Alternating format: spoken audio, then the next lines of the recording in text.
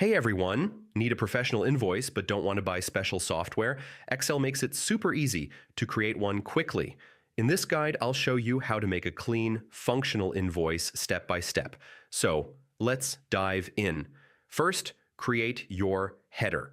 Type your business name at the top, add a logo if you have one, and include contact information like email, phone, and address. This makes your invoice look professional right from the start. Next, add invoice details.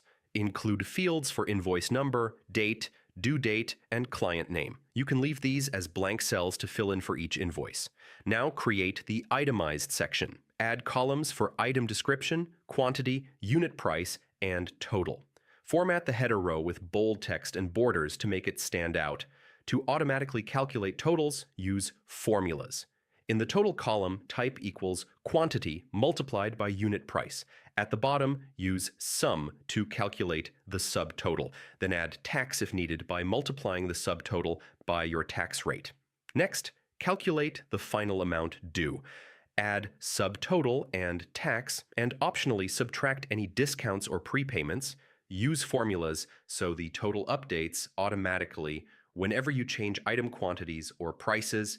To make your invoice easy to read, add borders, shading, and bold totals. You can also adjust column widths and align text.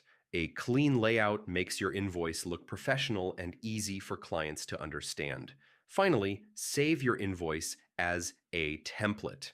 Go to File arrow Save As and select Excel template.xltx. This lets you reuse the same design for future invoices without recreating it each time. And that's it. With this setup, you can quickly create professional invoices in Excel. If this helped, don't forget to like and subscribe for more Excel tips. Thanks for watching, and I'll see you in the next one.